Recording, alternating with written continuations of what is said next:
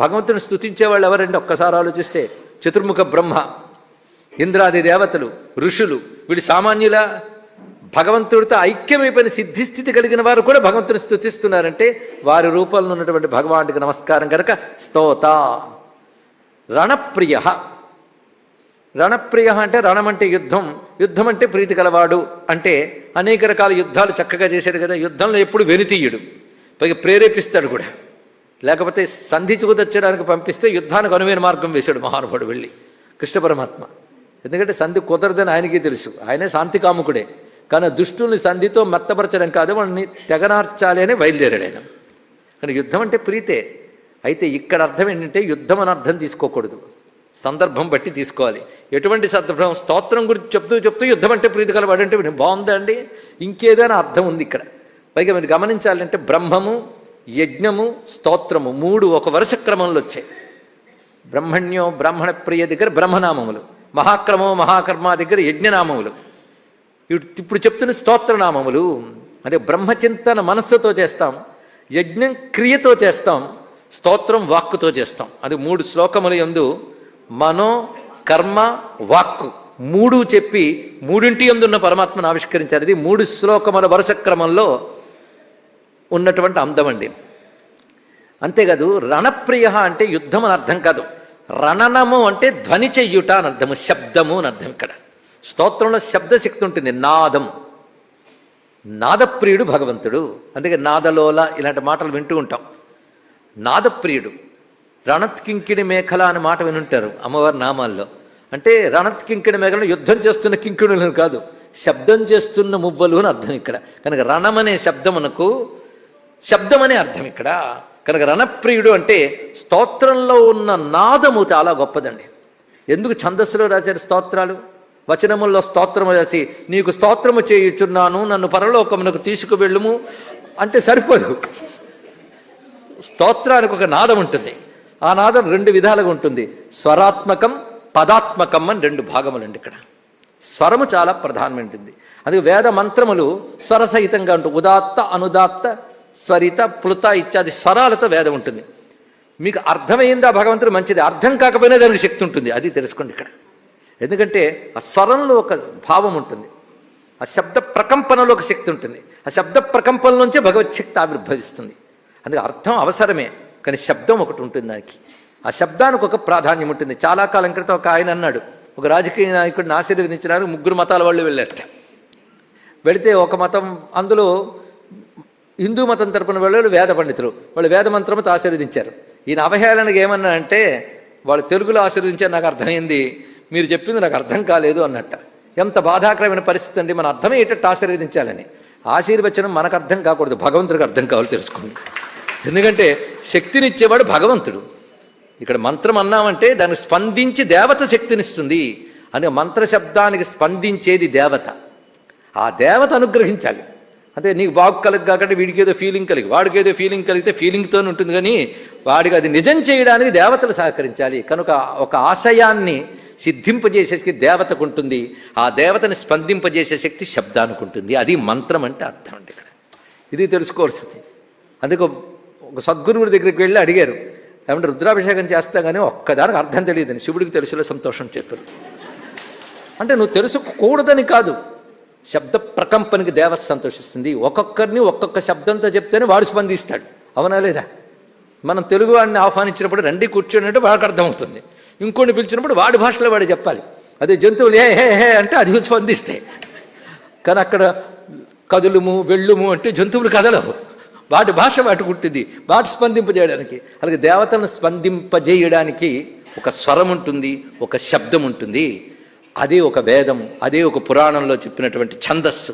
వీటితో దేవత స్పందిస్తుంది. నీకు అర్థం తెలుసుకోవాలనే బుద్ధి ఉంటే గురువుల దగ్గర వీళ్ళు మఠం వేసి అర్థం చేసుకోదు. అని అర్థం లేదని లేదు, అర్థం కాదని సరిపోతుంది. ఇక్కడ నీకు అర్థం కానక్కర్లేదని తెలుసుకో ఇక్కడ. ఎందుకంటే ఇవాళ ఆశీర్వదించడానికి వెళ్ళిన రాజకీయ నాయకుడికి అర్థం తెలిసినా ఒకటే, తెలియకపోయినా ఒకటే. వాడికి ఇది అర్థం కాదు, వాడికి అసలు అర్థం వేరు ఉంది. అందుకే తెలిసి తెలియకుండా సనాతన ధర్మంలో ఏ భాగాన్ని కూడా అవహేళన చేయడానికి వీలు లేదు, ఇది తెలుసుకోండి ఇక్కడ. అందుకే రణప్రియ అంటే ఇప్పుడు అర్థమైంది కదా, శబ్దప్రియుడు, అందులో నాదానికి ప్రియుడు. అందుకే స్వరాత్మక, పదాత్మక అనే 2 రూపములతో నాదం ఉంటుంది. అందుకే నాదప్రియతే నమో నమో అనే మాట విన్నారు. అందుకే రణతి శబ్దాయతే ఇది రణ, శబ్దించేది రణనం. అంతేకాదు ఆకాశం శబ్దగుణకం. ఆ ఆకాశంలో దివ్య శబ్దములు ఉంటాయి, అనేక శబ్దములు ఉంటాయి, కానీ దివ్యమైన ఒక చిన్న శబ్దాలు ఉంటాయి. అది ఈ చెవితో వినలేవు. అది తపస్సు వల్ల మేల్కొన్న ఒక ప్రజ్ఞకు ఆ శబ్దం వినబడుతుందండి. ఆ శబ్దం దివ్య శబ్దం, అది భగవత్ స్వరూపం. తపస్సు వల్ల మేల్కొన్న ప్రజ్ఞకి మాత్రమే అది వినబడుతుంది. అలాంటి తపస్సు వల్ల మేల్కొన్న ప్రజ్ఞకి పేరు ఋతంభర ప్రజ్ఞ అంటారు. అలాంటి ఋతంభర ప్రజ్ఞ కలవాణ్ణి ఋషి అంటారు. అలాంటి ఋషులు విన్న శబ్దాన్ని వేదం అంటారు. ఇది తెలుసుకోవాల్సింది ఇక్కడ. అంటే దివ్య శబ్దములు అవి, వాటికి ప్రియమైనటువంటి వాడు కనుక యుద్ధప్రియుడు అర్థం చెప్పినా అది సరిపోయింది. కానీ సందర్భ శుద్ధి ప్రకారంగా స్తుతి స్తోత రణప్రియ అన్నప్పుడు శబ్దప్రియుడు, నాదప్రియుడు. అందుకే శబ్దం రెండు రూపములు ఉంటుంది. పలికినప్పుడు ఉచ్చరించేటప్పుడు వచ్చేది నాదం ఒకటి, దాని యొక్క అర్థం ఒకటి, రెండు శబ్దాలు ఉంటాయి. కనుక శబ్దప్రియుడు అంటే దాని నాదానికి దాని అర్థానికి కూడా సంతోషించేవాడెవడు అతడు. అందుకే రణప్రియ పూర్ణ పూరయిత. కనుక శబ్దప్రియుడు అంటే దాని నాదానికి దాని అర్థానికి కూడా సంతోషించేవాడెవడు అతడు. అందుకే రణప్రియ పూర్ణ పూరయిత. పూర్ణ అంటే నిండైనవాడు అని అర్థం ఇక్కడ. అంటే కొరత లేనివాడు భగవంతుడు. ఇంకోటి అర్థం పూర్ణ అంటే పూరి ఆప్యాయని అనే ధాతువు ప్రకారంగా ఆప్యాయతి చ సర్వం రసరూపేణ అంతఃప్రవిశ్య అని మాట చెప్పారు. రసరూపుడై అంతటిని తడుపువాడు. రసరూపుడై తడుపువాడు అంటే ఒక పదార్థంలో రసం పోతే ఎండిపోతుంది, అందులో రసముగా ఉండే ఆ పదార్థాన్ని మనకు తృప్తి పొందేటట్టు చేస్తున్నాడు. అలాగే శరీరంలో కూడా రసం పోయి డ్రై అయిపోతే ప్రమాదం. ఆ రసరూపంగా ఉన్నాడు. అసలు రసము చిదేక రసరూపిణి, పరమాత్మ యొక్క చైతన్యమే రసము. అలాంటి రసరూపంలో ఆప్యాయనం కలిగించువాడు. ఆప్యాయనమైన శబ్దమే చాలా విశేషం అండి. మనం అంటుంటా చాలా ఆప్యాయంగా మాట్లాడేయండి. ఆప్యాయం అంటే అర్థం ఏమిటి? ఆత్మీయం వేరు, ఆప్యాయం వేరు. అంటే ఒక మాల కొంచెం ఎండినట్టు అయిపోతే వాడినట్టు మనం నీళ్లు జల్లుతాం, ఇప్పుడు తాజాగా కనబడుతుంది, అది ఆప్యాయం అంటే. అప్పు జలం అలాగా తృప్తి కలిగించి పుష్టినిచ్చే శక్తి ఏదైతే ఉందో అది ఇచ్చేవాడెవడు వాడు పూర్ణ. పూర్ణ శబ్దానికి ఇది అర్థం. గతంలో పూర్ణ శబ్దానికి పరిపూర్ణుడైన బ్రహ్మమని అర్థం చెప్పినా ఇక్కడి అర్థం ఎలా సరిపోతుందంటే ఆ స్తుతి చేత సంతోషించి ఆనందం తాను దానివల్ల ఆనందిస్తున్నాడు కదా, మనకు ఆనందం కలిగిస్తున్నాడు కనుక పూర్ణ అనే మాట సరిపోయి పూరయిత నిండైన వాడు, నింపేవాడు అన్నారు. పూరయిత అంటే నింపేవాడు. అదే జగమంతా నింపుతున్నాడు ఆయన, ఎప్పటికప్పుడు నింపుతున్నాడండి. నదులు ప్రవహిస్తుంటాయి, ఎప్పుడప్పుడు నిండుతూ ఉంటాయి. అలాగే జగత్తంతా తన చైతన్యంతో ఎప్పటికప్పుడు నింపుతున్నాడు. అంత గొప్ప విషయం ఇక్కడ. అలాగే సూర్యాది రూపములతో నిరంతరం కాంతి వర్షిస్తూనే ఉంది, నింపుతూనే ఉంది కదా. అది ఇప్పుడు స్తోత్రం అనే భావంతో పూరయిత అంటే భక్తుల కోరికలను పూరించువాడు. నారాయణ తీర్థుల వారు తరంగాల్లో తరంగం ఉంది. పూరయ మమకామం గోపాల పూరయ మమకామం వారం వారం వందనమస్తుతే. ఆయన సిద్ధపురుషుడండి, సన్యాసి, అది మర్చిపోవద్దా. సన్యాసి రాశాడు ఇక్కడ. నా కోరికలను తీర్చవయ్యా అని గోపికలు అడుగుతున్నట్ట. కోరికలు తీరుతాయండి? తీరు, ఒకటి పోతే మరొకటి వస్తుంటుంది. కోరికలు తీరుట అంటే అర్థం ఏంటంటే మరి కోరిక లేని స్థితే, అదే అసలు పూరయత. నీరు నిండిపోయిన కడవలో మళ్ళీ ఆవిడ నీరు పోయాడు. పూర్ణత్వం అనేది భగవద్ అనుభూతితో మాత్రమే లభించేది. అలాంటి తన స్తోత్రము ద్వారా ఆయనకి వేరే మనం తృప్తి కలిగించేది కాదు, తృప్తి ఆయన స్వరూపం కనుక పూర్ణ. తృప్తి ఆయన స్వరూపంగా కలవాడు మనకి పూరయిత, భక్తుల అభీష్టాన్ని పూరణం చేస్తున్నాడు. ఇది స్తోత్రానికి ఉన్న ప్రాధాన్యం. అది యజ్ఞమునందు కూడా స్తోత్రం చాలా ప్రాధాన్యం అండి. యజ్ఞం చేసే మంత్రములు యందు స్తోత్ర భాగం ఒకటి ఉంటుంది, దానితోనే స్తుతిస్తారు. అసలు రుక్కులు అనే మాట వినుంటారు. ఋగ్వేద మంత్రాలకు రుక్కులని పేరు. రుక్కులంటేనే దేవతాస్తుతులు. ఆ ఋగ్వేద మంత్రములకు తేట తెలుగులో అనువాదం చేసిన ఒక మహానుభావుడు ఉన్నాడండి. ఎంతమంది మహానుభావులు తెలుగులో ఉన్నారో. తేట తెలుగులో, మళ్ళీ అచ్చ తెలుగు కాదు, అచ్చ అనేది సంస్కృత పదం యొక్క రూపం. అది కూడా తీసుకోకుండా నాటు తెలుగుని పేరు పెట్టాడు మహానుభావుడు. నాటు తెలుగుకి ఎంత ఉంటుందండి శక్తి, ఎక్కువ భాష ఉండదు, వొకాబులరీ ఉండదంటే ఆ మహానుభావుడు ఎంత పని చేశాడంటే ఋగ్వేద మంత్రాలని నాటు తెలుగు రాశాడు. అంటే భాషకు అంత శక్తి ఉందో చూపించాడు తెలుగు భాషకి. అందుకే తెలివైన వాడు మాట్లాడే భాష తెలుగు భాష అన్నాడు ఆయన. ఆయన ఎవరయ్యా అంటే ఆదిభట్ల నారాయణ దాస్ గారు. ఆయన మృక్కుబడి అని పేరు పెట్టాడు ఋగ్వేద మంత్రాలకి. అంతేకాదు, ఈ సందర్భం వచ్చింది చెప్తున్నాం. ఇదివరకు లలితా శాస్త్రం చెప్పాం. దానికి భాష్యం రాశాడు నాటు తెనుగులో పద్యాల రూపంలో. దానికి తల్లి వినికి అని పేరు పెట్టాడు. ఇదే సందర్భం వచ్చింది కనుక విష్ణు సహస్రనామాలకి ఆ మహానుభావుడు నాటు తెలుగులో పద్యాలు రాశాడు. ఒక్కొక్కటి ఒక్కొక్క ఛందస్సు, అంతా నాటు తెలుగే. మనకు అర్థమవడం కోసం అందులో ఉన్న నామం వెంటనే తెలుగు అర్థం పద్యాల్లో సమకూర్చాడు ఆయన. దాని పేరేం పెట్టాడు తెలుసా? వెన్నుని 1000 పేర్ల వినకరి. వినకరి అంటే స్తోత్రమే, ఆయనకు వినిపించేది వినకరి. వెన్నుని అంటే విష్ణువుకి తద్భవము. 1000 పేర్ల వినకరి. ఎంత 1000 పేర్ల వినకరి, దీనికంటే సంస్కృతం అర్థమవుతుంది మనకి. సరే, అద్భుతంగా చేశాడు. మొత్తం సందర్భం వచ్చింది చెప్తున్నాం. రుక్కులు అంటేనే మృక్కుబడులు అంటే స్తోత్రములనే అర్థం. ఆ రుక్కుల్ని గానంతో చేస్తే దది వేదములు సామగానం అవుతుంది. ఇక్కడ సామగానం. కానీ సామగానం చేసేవాడికి ఉద్గాత స్తోత అంటారు ఇక్కడ. అంటే వేదమనందు సామగానం చేయడం వల్ల మనం సామగానం గురించి చెప్పుకున్నాం. ఆ సామగాన ప్రియుడు ఆయన. అదే ఇక్కడ సామగాన ప్రియుడైనటువంటి వాడి విషయమే స్తోత్రం అనే రూపంతో మొత్తం చూపించారు ఇక్కడ. అందుకే వేదములే భగవత్ స్తోత్రములు అని ఒక అర్థం చేసుకుంటే ఆ వేదమంత్రములు ఎవడు చేశాడు? మనం ఇప్పుడు వేదమంత్రం తెలుసుకుని స్తోత్రం చేసుకుని మనం తయారు చేయలేదు. వేదమంత్రములు ఉంది. వేదం ఎవరి నుంచి వచ్చింది? భగవత్ స్వరూపమేగా. ఇప్పుడు మొత్తం అర్థమైపోతుంది. స్తోత్రము ఆయనే, స్తుతి ఆయనే, స్తోత ఆయనే, స్తవ్యుడు ఆయనే. అటువంటి స్వామి అలా స్తోత్రం చేయడం వల్ల ఆయనకి ఏదో సంతోషమా అంటే ఆయన ఎప్పుడూ సంతోషంగా ఉంటాడు కనుక పూర్ణ. నిన్ను సంతోషింపజేస్తాడు కనుక పూరయిత.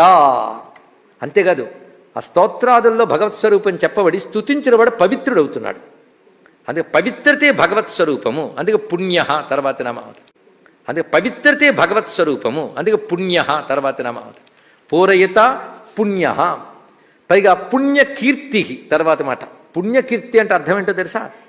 కీర్తి అనే మాటకి కీర్తించుట, కీర్తింపబడేవాడు, కీర్తించదగినవాడు. కీర్తించుట కూడా కీర్తే. పుణ్యకీర్తి అంటే ఎవరిని కీర్తిస్తే పవిత్రత లభిస్తుందో వాణ్ణి పుణ్యకీర్తి అనాలి. ఇక్కడ కీర్తించడం వల్లనే మనం పవిత్రులమైపోతున్నాం. అందుకు పుణ్యకీర్తి అంటే పవిత్రమైన యశస్సు కలవాడు ఆయన. కీర్తి అనే మాట మనం అంటూ ఉంటాం. అంటే పొగడదగినది కీర్తి, అదే యశస్సు. అంటే ఒకరి గురించి మాట చేయగానే ఆయన చాలా గొప్పవాడండి, ఎంత గొప్పవాడంటే చెప్తారా, అదే కీర్తి. లోకంలో కీర్తి అనేది అని కూడా అదే అర్థం కదా. వాడిని కీర్తిస్తున్నారు కనుక కీర్తి అయింది. అయితే మనం ఎవరెవరినో కీర్తిస్తూ ఉంటాం. ఆవేశం వచ్చేస్తే నీలాంటి వాడు గతంలో లేడు, భవిష్యత్తులో రాడు అంటాడు. వీడికి తెలిసిన గతం ఎంత, వీడికి తెలిసిన భవిష్యత్తు అంతా. ఒక సభలో ఒక ఆయన పద్యం చెప్తూ నభూతో నా భవిష్యత్తు అంటే పద్యం అన్నాడు. అప్పుడు వచ్చిన ఆయన ఎవరు రాశారండి అంటే ఆయనే రాశాడండి అని చెప్పుకుంటాడు. ఇలా ఉంటూ ఉంటే పాపం అనంతకాలం గురించి ఎవడండి చెప్పగలడు? అహంకారం అలా పలికిస్తుంటుంది. కానీ భగవానుడు విషయంలో ఎవరిని కీర్తిస్తే మనకు పవిత్రత లభిస్తుందో అటువంటి వాడు. అందుకే పుణ్యకీర్తి. అనామయ తర్వాతి మాట. అనామయ అంటే ఆమయము అంటే దుఃఖము వ్యాధి రెండూ కూడా. అనామయ అంటే ఆది వ్యాధులు లేనివాడు, ఎటువంటి కలత లేనివాడు. భగవంతుడికి ఎప్పుడూ కలత లేదు. అందుకని ఆశ్రయించిన వారికి కూడా రానివ్వకుండా చేస్తాడు. చీకట్లేని సూర్యుడు మనకు చీకటి లేకుండా చేయట్లే. అందుకు దుఃఖాలు లేని భగవంతుడు మన దుఃఖం తొలగించగలడు. అంతేకాదు స్తుతి యొక్క ఫలితాల్లో ఒకటి అనామయ స్థితి అండి. అంటే రోగరహితమైన స్థితి. స్తుతుడి వల్ల వాటిని పోగొట్టుకున్న వాళ్ళు ఉన్నారు. అయితే శారీరక వ్యాధులను కూడా తొలగించగలిగే శక్తి ఉన్నది. ఇక్కడ గమనించవలసినది, ఇతరుల వల్లే స్తోత్రం చేస్తే రోగాలు పోతాయి ఇలాంటి విషయాలు చెప్పి ఊరుకోదు సంస్కృతి. ఒక్కొక్కప్పుడు అనుభవించక తప్పదు, కర్మ కొద్ది అని కూడా చెప్తుంది మన సంస్కృతి. ఇక్కడ ఎన్నో పాపాలు చేస్తాం, ఇవాళ స్తోత్రం చేసి పోవాలని ఎక్కడ పోతుంది? కాబట్టి అది చేయగలుగుతుంది. కానీ నీ ప్రారంధం బలీయమైనప్పుడు అది అనుభవింపజేస్తుంది. భగవద్ ఉపాసకుడికి దుఃఖానుభవం కలిగినప్పటికీ కూడా దానివల్ల జీవుడు పతనం కాకుండా ఉద్ధరింపబడేటట్టు చేస్తాడు. అది తెలుసుకోవాలి. అంతేగాని అన్నీ తప్పించేస్తాడు, మాఫీ చేసేస్తాడు. కానీ వారానికోసారి అందరం కలిసి పులవోమన స్తోత్రాలు చేద్దామని అది కాదండి ఇక్కడ. కనుక అనుభవించవలసిందే. అందుకే కొంతమంది రుగ్మతలు వచ్చిన భగవంతుడు స్తోత్రం చేస్తాడు. అంటే శారీరక వ్యాధి తప్ప శరీరమే పోతుంది, వ్యాధి మాత్రం ఉంటుందా? కానీ జీవుడు మళ్ళీ జన్మజరా వ్యాధుల్లోకి వెళ్లకుండా ముక్తినివ్వగలిగేవాడు గనక భగవానుడు అనామయ. అంటే ఆది వ్యాధులు తొలగించడమే కాదు, అసలు జనన మరణం అనే పెద్ద రోగమే పోగొట్టేటట్టు చేస్తాడు. అటువంటి అనామయ స్థితి అది దాని యొక్క గొప్ప విశేషం. అది వేదముల్లో కూడా హృద్రోగం మమ సూర్యో హరిమాణం చనాశయన మంత్రం ఉంది. అంటే నా హృద్రోగాన్ని హరిమాణాన్ని పోగొట్టు అన్నాడు ఇక్కడ. అంటే గుండె జబ్బుల్ని హరిమాణం అనే మాట కామెర్లా మొదలైన రోగములను అని భాష్యం చెప్పచ్చు. కానీ లోతైన భాష్యకారులు చెప్పారంటే హృద్రోగములు అంటే బయటకు చెప్పలేని రహస్య రోగాలు, హరిమాణం అంటే బయటకు కనబడే రోగాలు. ఈ రెండు రకాల రోగాల్ని పోగొట్టమని స్తుతి చేయడం కనబడుతుందని. అందుకే ఒక మాట చెప్పాడు, ప్రత్యక్ష ప్రమాణంతో ఊహ ప్రమాణాలతో తెలుసుకోలేని పరిష్కరించలేని సమస్యలని ఆ రెండిటితో కాకుండా పరిష్కరించేదానికే వేదం అని పేరని చెప్పాడు ఇక్కడ. అందుకే జీవుడికి ఏం కావాలో అన్నీ ఇచ్చిన ఒకే ఒక్క జ్ఞానరాశి వేదము. ఇది తెలుసుకోండి. ఇక్కడ ఏం కావాలో అన్నీ ఇచ్చింది. అందుకని భౌతికమైన కోరుకొనకము అనలేదు. కోరుకో ధర్మబద్ధంగా, అది పెద్ద కండిషను. నువ్వు ధర్మబద్ధంగా ఉంటే కోరుకో, నీకు చేయగలిగిన సత్తా ఉంటే చెయ్యి, తప్పకుండా లభిస్తుంది. అది తెలుస్తుంది. అందుకే స్తోత్రానికి ఉన్న శక్తి వరుసగా ఈ శ్లోకంలో ఉన్నది ఇక్కడ. ఎందుకంటే ఎవరిని కీర్తిస్తే పవిత్రుడు అయిపోతావో వాడిని స్తోత్రం ద్వారా కీర్తించేవి కనుక అది అనామయ స్థితిని ఇస్తున్నది. అందుకే దుఃఖం కూడా రెండు రకాలు. తత్కాలిక దుఃఖం పోవడం ఒకటి, అత్యంతకు దుఃఖనాశకం ఒకటి. మళ్ళీ జనన మరణాల్లో పడకుండా చేయగలిగినటువంటిది అత్యంతకు దుఃఖనాశనం. దీన్ని కైవల్యం అంటాం. అది ఇది రెండూ ఇవ్వగలిగేవాడెవడో వాడు అనామయ. అది స్తోత్ర రూపంలో లభిస్తోందండి. అందుకే ఈ స్తోత్రం చదివిన వాడికి ఆయుష్ బాగుంటుంది. ఇవన్నీ ఫలశ్రుతులు చెప్తాడు. ఇది ఊరికినే చెప్పట్లేదు, అంటే పబ్లిసిటీ కోసం చెప్పట్లేదు అక్కడ. అది చదివితే అది వస్తుంది, అందులో సందేహం లేదు. అయితే అది వచ్చేటట్టు చదవాలి, అది కూడా ఉన్నది ఇక్కడ. స్తోత్రం చేసే ప్రక్రియలో శ్రద్ధ ఒకటి ఉంటుంది, ఇంకా చాలా చాలా కలుస్తాయి. నియమం ఒకటి ఉంటుంది. ఇవన్నీ చేస్తే తప్పకుండా ఫలిస్తుంది. ఒకసారి పరమాచార్యుల వద్దకు ఒక ఆయన వెళ్ళి ఏమండి ఇంత యజ్ఞం చేశాను కానీ నాకేం లాభం లేదండి అన్నాడు. ఇక్కడ ఒక్కసారి ఆలోచించారు. అన్నారు, యజ్ఞం చేసే ముందు ప్రాయశ్చిత్తం కూడా చేసుకోవాలి. ఇన్నాళ్ళు ఒక రకమైన జీవితం గడిపు అది. ఎందుకంటే భోజనం చేసే ముందుకు చేతులు కడుక్కోవాలా లేదా? ఆ మధ్య కరోనాలో తెగ చెప్పారు ఈ విషయం. కానీ చేతులు కడుక్కుని భోజనం చేస్తావు కదా, కనుక భోజన ప్రక్రియకి చేతులు కడుక్కునే ఎంత అవసరమో యజ్ఞాది ప్రక్రియలకి కొన్ని ప్రాయశ్చిత్తములు చేసుకోవాలి. అవి సరిగ్గా జరగాలి. అలాగే త్రైలింగ స్వామి దగ్గరికి వెళ్ళినప్పుడు ఒక ఆయన మంత్రాన్ని అడిగాడు. ఎలా పెడితే అలా మంత్రం ఇచ్చేస్తారా? నువ్వు ప్రాయశ్చిత్తం చేసుకోవాలయ్యా. అయితే గత జన్మవి ఈ జన్మవి కూడా ఉన్నాయి, అవి శుభ్రం చేసుకురా.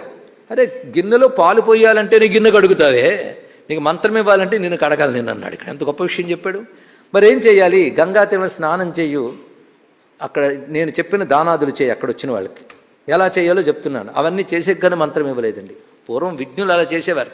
శిష్యులు ఎక్కడ కోల్పోతారో అని గ్రూపుల్లో మంత్రాలు ఇచ్చేసేవాళ్ళు ఉన్నారు. ఏం చేస్తాం? అన్నీ కలియుగంలో ఇలాంటి మార్గాలు పడుతున్నాయి. సరే, సంస్కరణ ఇన్ని రకాలుగా ఉంటుంది.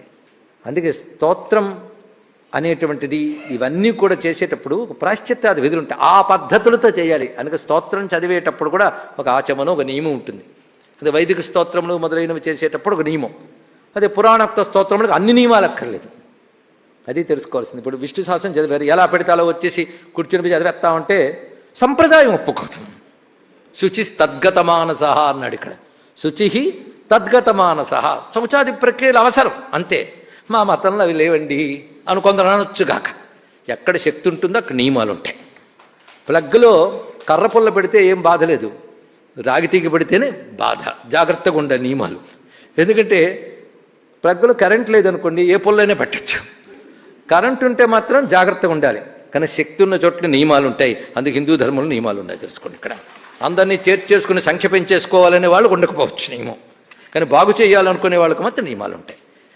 కనుక ఈ మొత్తం శ్లోకమంతా కూడా స్తోత్రము, స్తోత్రింపబడేవాడనే తత్వాన్ని అద్భుతంగా ఆవిష్కరిస్తోంది.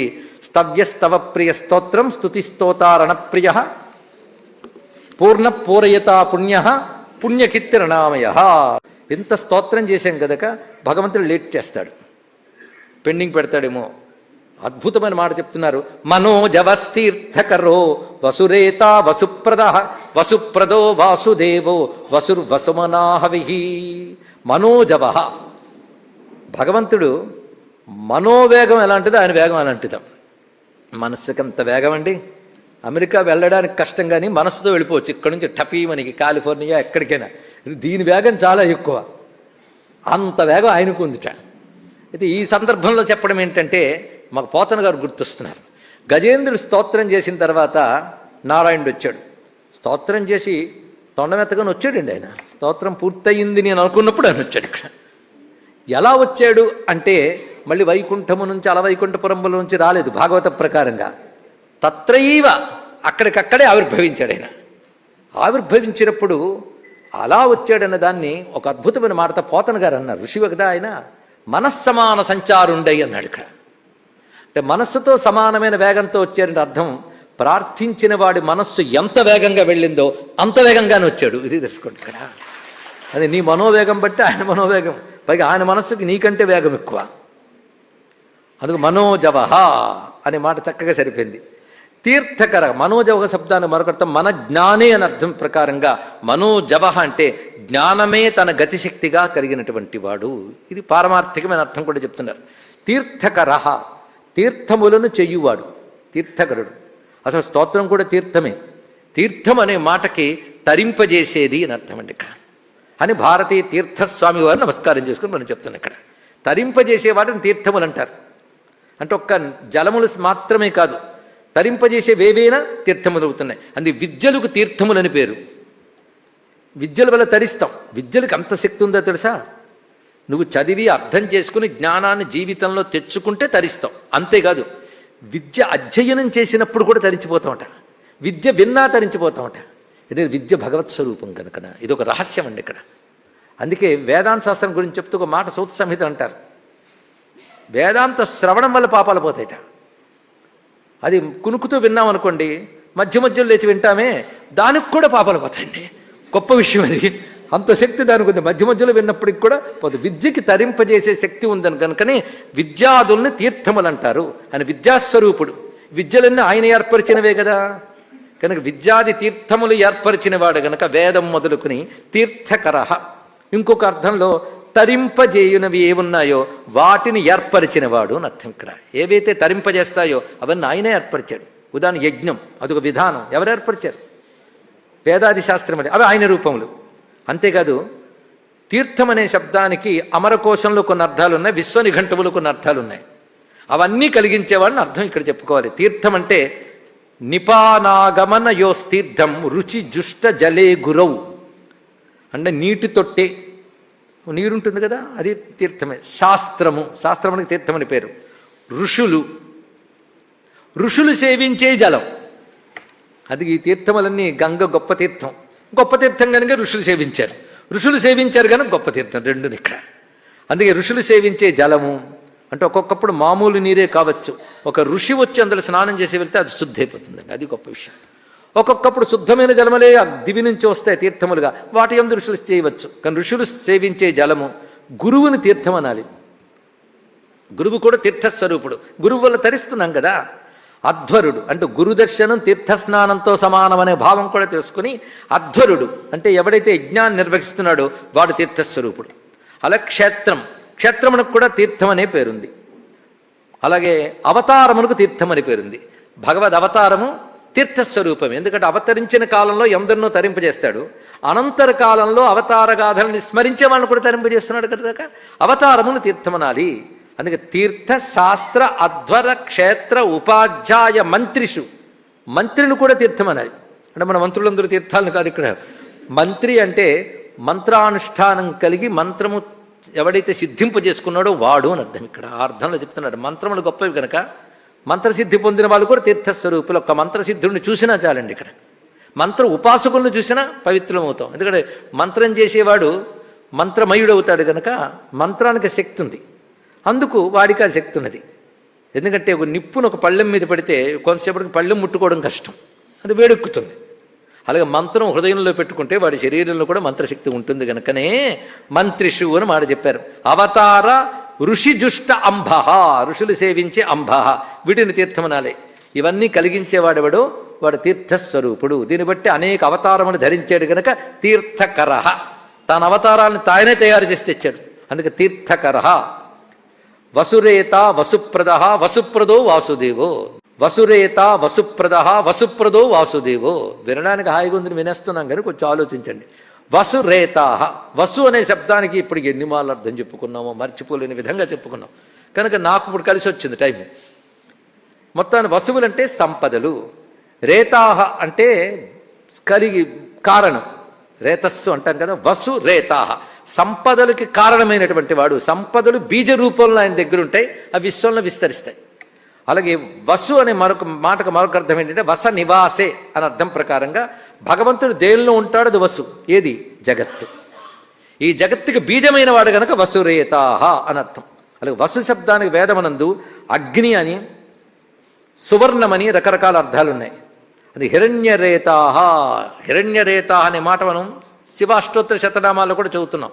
అంటే సృష్టి ఏర్పడక ముందు ఒక కాంతిమయమైన తేజోమయమైనటువంటి స్వరూపం వచ్చి దాని నుంచి జగత్తంతా ఏర్పడిందన్నారు. అది హేతువు. అదే హిరణ్యరేతాహ, అదే విశ్వరేత, అది వసురేతాహ. అది వసు అనే దానికి హిరణ్యం అని కూడా అర్థం ఉంది కనుక హిరణ్యరేతాహ వసురేతాహ అని చెప్పారు ఇక్కడ. పైగా వసు శబ్దానికి ధనము ఐశ్వర్యం అని చెప్తే వాటికి ఎవడు కారణమో వాడు వసురేతాహ. వసుప్రద, వసువుని ఇచ్చువాడు అంటే సంపదలన్నీ ఇచ్చేవాడు. ఇది స్పష్టంగా తెలుస్తుంది. అంతే కదా, వసుప్రద అంటే వాసం ఇచ్చువాడు అంటే ఉండే అవకాశం ఇచ్చాడు. జగత్తులో మనం ఉన్నామంటే ఎవడబ్బు సొమ్ము? ఆ ఉండే అవకాశం ఇచ్చినవాడు, ఉంచినవాడు అయినా. అందుకే వసుప్రద, వసురేత వసుప్రద, జగత్తుకి కారణమైన వాడు, జగత్తుని ఇచ్చినవాడు. మళ్ళీ తర్వాత నామం వసుప్రద. జాగ్రత్తగా వినండి. వసురేత వసుప్రద, ఆ పాదం అక్కడ అయిపోయింది. రెండో పాదం వసుప్రదో వాసుదేవో. వెంటనే వసుప్రద ఏంటంటే పోను ఒక 2 శ్లోకాలు గ్యాప్ ఇచ్చి చెప్తే అనుకోవడానికి. వెంటనే చెప్పాడు ఏంటంటే వ్యాసుడు పొరపాటు పడి ఉంటాడు అంటే మనకు పొరపాటు పడ్డామని అర్థం. ఏదో అర్థం ఉంది. వసుప్రద అంటే ఇక్కడ ఒక దానికి వాసమునిచ్చినవాడు అని అర్థం చేసుకుని మరొక దానికి తీసుకోవాల్సిన అర్థం ఏంటంటే గొప్ప సంపద అయిన మోక్షాన్నిచ్చేవాడు అని అర్థం. కానీ ఐహికమైన సంపదల్ని మొదటి నామంలో చెప్పి పారమార్థిక సంపదని తర్వాత చెప్పాడు. నిజమైన సంపద ఏది అనడానికి విజ్ఞానమానందం బ్రహ్మ రాతిర్ధాతు పరాయణం అని బృహదారణ్యకోపనిషత్తు. భగవద్ అనుభవమే ఆనందము, అదే బ్రహ్మము, అదే గొప్ప సంపద అన్నారు. అలాగే దైవాసుర సంపద్విభాగ యోగం మీరు చదివినట్లయితే దైవీ సంపద ఆసురీ సంపద అని చెప్పారు. అంటే ఆసురీ కూడా సంపదేట, అంటే బ్లాక్ మనీ కూడా మనీవే ఏం చేస్తాం. అందుకే ఆసురీ సంపద కూడా ఆసురీ సంపదే, కానీ అది ప్రమాదహేతువునా కదా. అందుకే అది వసువే, ఇది వసువే. అందుకే దైవీ సంపదని ప్రదానం చేసేవాడు కనుక వసుప్రద. ఆసురీ సంపదని ప్రకర్షేణ ధ్యతి ఖండయతి. ఆదిశంకరుడు చెప్పారండి ఈ భాష్యం. దదాతి ఇది దహ, దహతి ధ్యతి ఇది దహ. ఆ శబ్దానుకున్న అర్థం ఇక్కడ. ఇచ్చేవాడు గనక దహ, తగలెట్టేవాడు ఖండించేవాడు గనక దహ. 2 అర్థాలు తెచ్చుకోవచ్చు. కనుక సంపదలు ఇచ్చేవాడు గనక వసుప్రద, ఆసురీ సంపదను సంపూర్ణంగా నాశనం చేస్తాడు కనుక వసుప్రద. ఎవడైతే బ్లాక్ మనీ మొత్తం తీసి పారేస్తాను ప్రతిజ్ఞ కట్టాడో వాడు వసుప్రదుడే. అంటే అలాంటి ఆసురీ సంపద, ఆసురీ సంపద అంటే బ్లాక్ మనీ అని చెప్పాను కదా, అర్థం అవడానికి చెప్పాం. ఆసురీ సంపద ఏమిటో కృష్ణ పరమాత్మ గీతలో చెప్పాడు. దంభో దర్పోభిమానశ్చ క్రోధ పారుష్యమేవచ అజ్ఞానం చాభిదాతశ్చ పార్థ సంపదమాసురి. ఇంకా చాలా లిస్ట్ ఉంది రండి ఇక్కడ. దంభము, దర్పము, క్రోధము, పరుషవచనాలు పలుకుట, ఇంకా చాలా చాలా ఉన్నాయి. అవన్నీ అసురి సంపదలు. దైవీ సంపదలు ఏమిటి? చాలా చాలా చెప్పాడు. దైవీ సంపదల విషయానికి వచ్చేప్పుడు సంతోషము, శుచి, ఆర్జవము ఇత్యాదులన్నీ కూడా చెప్పాడు. అభయం, సత్వ సంశుద్ధి ఇత్యాదులన్నీ కూడా దైవీ సంపదలు. అయితే ఏదో సంపద ఉండనియండి అంటే కాదుట. దైవీ సంపద విమోక్షాయ నిబద్ధ యాసురీమత. ఎవడికి దైవీ సంపద ఉంటుందో వాడికి మోక్షం వచ్చే అవకాశం ఉంటుంది. ఆసురీ సంపద ఉన్నవాడికి ఇంకా బంధములే కలుగుతాయి. కనుక ఏది ఎందుకు ఉంచుకోవాలి తెలిసిన కదా. ఆసురీ సంపద దాచుకుందామంటే మళ్ళీ ప్రమాదాలు. దైవీ సంపద ఉంటే మోక్షం వస్తుంది. ఎంత చెప్పి అర్జునుడితో మాట అంటాడు, నువ్వు బాధపడకలే, నీకు దైవీ సంపద ఉందన్నాడు. అదండి చెప్పే తీరు. కనుక దైవీ సంపదలు ఇస్తాడు కనుక వసుప్రద, తద్వారా మోక్షమునిస్తాడు అందుకు వసుప్రద. ఆసురీ సంపదను నశింపజేస్తాడు అందుకు వసుప్రద. ఆసురీ సంపదను ఎవరికి నశింపజేయాలి? ఆసురులకి. మనలో కూడా ఆసురీ సంపదలు ఉంటాయి. ఏ ఆసురీ సంపద లేదు అనుకోవడం ఒక ఆసురీ సంపద. ఇదో ప్రమాదం. తన తప్పు తాను గుర్తించే 2 గొప్పవాడే కదా. సమర్థించుకుంటారు కొందరండి తమ తప్పులను, అది ఇంకా బాధాకరమైన అంశం. అందుకే భగవంతుడిని ఆరాధించేవాడు కోరుకునేది ఏంటంటే నాలో దుర్బుద్ధుల్ని పోగొట్టవయ్యా. నువ్వు ప్రయత్నించో, అది కూడా నేనే తీసేయాలా అంటే నేను అంత ప్రయత్నించినా పోవట్లేదు. కుక్కతో ఒకటి ఉంది కదా, ఏం చేయమంటావు? అన్నమయ్య అంటాడు, పాయదీసి కుక్కతో బద్దలు పెట్టి బిగిసి ఛాయకెంత కట్టినాను చక్క నుండినా కాయపు వికారమిది కలకాలము చెప్పిన పోయిన పోకలేగాక బుద్ధి వినీన అన్నాడు. ఎంత బాగా, ఎంత పిక్చర్ ఇచ్చారండి. పాయదీసి కుక్కతోక బద్దలు పెట్టి బిగిసి ఛాయకెంత కట్టినాను. ఒకడు ఓపిగ్గా వెళ్ళి కుక్కతోకని దువ్వెనతో శుభ్రం చేసి దాని కింద పెట్టి దాని మీద రాళ్ళు అని పెట్టేట. కొద్దిసేపటికి తిన్నైపుతుంది చూడన్నాడు. మళ్ళీ రాయి తీగని అయింది. అలా ఉంటుంది అయ్యా, వికారాలు ఏం చేయమన్నాడు ఇక్కడ. అందుకే గొడ్డలు తీసుకొచ్చి మూల నానపోసి చేసినా మెత్తబడునా అన్నాడు మరొక చోట. అలా ఉంటుంది పరిస్థితి. అదే నా ప్రయత్నం నేను చేస్తాను, కానీ నువ్వు సహకరించకపోతే జరగదయ్యా. అందుకే నాలో ఉన్న అసుర బుద్ధుల్ని పోగొట్టుకో. ఆధ్యాత్మిక సాధన అంటే మనలో అసురత్వాన్ని తొలగించుకొనుట, దైవీ సంపదని పెంచుకొనుట. ఇది తెలుసుకోండి. మీకు కావాలంటే 16వ అధ్యాయం ఓపికగా చదువుకోండి.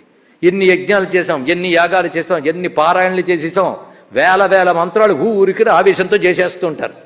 కానీ ఆసురీ సంపద ఎంత తగ్గింది, దైవీ సంపద ఎంత పెరిగింది, అది చెక్ చేసుకో. అందుకే ఆధ్యాత్మిక సాధన అంటే దైవీ సంపద పెంచుకొనుట, ఆసురీ సంపద తగ్గించుకొనుట, తర్వాత తొలగించుకొనుట. తగ్గించుకుంటే లాభమైంది, ముందే తొలగించుకుంటే కోపం వస్తుంది. ముందు తగ్గించుకోండి, తర్వాత తొలగించుకోవచ్చు. అయితే నీకు భగవంతుని అనుగ్రహించాలి. అందుకే వసుప్రద